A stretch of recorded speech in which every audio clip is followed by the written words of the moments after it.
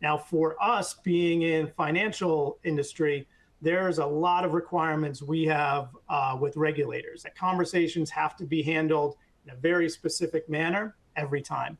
And so for us, that was one of the arguments for rolling out real time, was to ensure that scenarios, questions, regulatory issues are handled the same way every single time, and give us as leaders the confidence that those conversations are being handled consistently.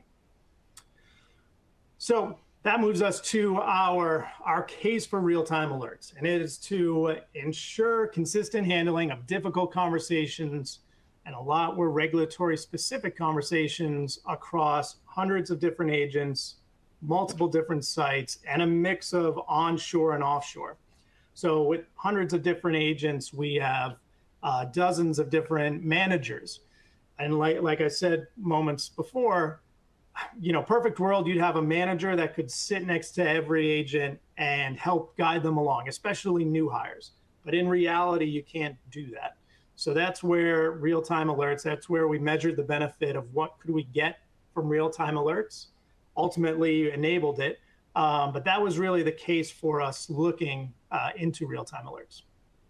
Now, I'm sure many of you on the call are at a point where you're also looking to consider deploying real-time alerts. And here on the next page is what I would recommend in rolling these out. These are the steps that we took in rolling out real-time alerts, and I think we learned a lot from each of these steps. So the first step is identifying the alerts that you want to roll out. So which interactions are causing negative experiences? For us in the mortgage industry, and anybody on the call that owns a home knows, one of the worst experiences is when your mortgage payment increases.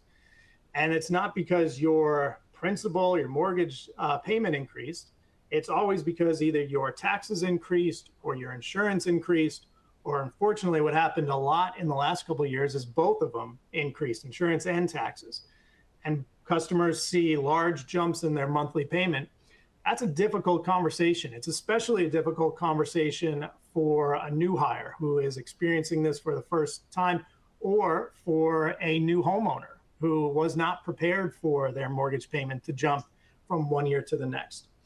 So we know that this is an opportunity that creates a negative experience for our customers. We want to ensure that our teams are handling these consistently on every single call. Next is what conversations lead to escalations. If you are looking in your data and you're looking at calls or a customer says they want to talk to a manager. Well, what was causing I want to talk to a manager? And can you identify those issues, either proactively address those or create alerts tied to I want to talk to a manager, and ensure that your team is not passing over that too quickly or brushing that aside, that they are handling that respectfully for your customers every time. And then the last is not just focusing on the negative, but what are these opportunities that are creating positive emotions? Like I mentioned on one of the prior slides, when are your customers saying, boy, I love working with your company, or this was such a great experience? What's driving those? How can you capitalize on those? How do you want your team to respond to a situation like that? Do you want to ask the customer for a review? Do you want to ask them to fill out a survey or recommend a customer? These are the chances to create a lifelong customer, and you want to ensure that your team is not missing those. Because I guarantee some of them are handling exactly how you want, but others are not. And that's where creating alerts to react to that is a good reminder for your team. Now, in building the alerts, one of the first questions we had to figure out was how many alerts should you build? And the guidance we got from CallMiner at the time was, well, you want to start with about 6 to 8 alerts. And our business had a need for 25 to start with. So we went with 25. And what we learned from that, and we'll talk about it on another slide, was you need to be measuring not how how many alerts, but how frequently the alerts are firing. And so it's critical to have data over what percent of your calls are firing alerts, and you'll want to track agent fatigue or alert fatigue. And then last thing to consider in building the alerts is, what do you want the alert to be? What do you want to fire? Do you want to fire a script? Do you want to fire talking points or bullet points for the agent to respond to? Do you want a link that goes to a policy and procedure, or a message, a reminder? So you gotta not just identify what is the interaction with the customer that's going to fire an alert. Well, what do you want to fire with that alert? What do you want your agent to be reading? And then what our recommendation would be on rolling these out is definitely start with a pilot group. You want to be able to start with a small team, 10 to 15 agents. You want to be able to get a large enough sample size of calls that have alerts and be able to track the agent's response to those calls. But it allows you to kind of also test what alerts are working best, test the agent's experience, and we'll talk about that in a moment.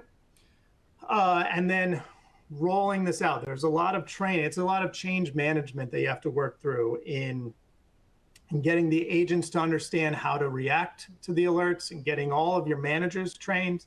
I would recommend rolling it out team by team so that your managers know how to respond when they see alert, or if an agent didn't react the correct way to an alert. The managers also have a dashboard that they can track to see not just which agents are getting alerts firing, but which specific alerts are firing. And so you can track, at an agent level, are some agents getting different type of calls or more escalations than others? You want your managers prepared for that rollout. And then how to encourage expected agent behavior. And then this is a learning that we got from between the first rollout and the second rollout that I'll talk about on the following slide.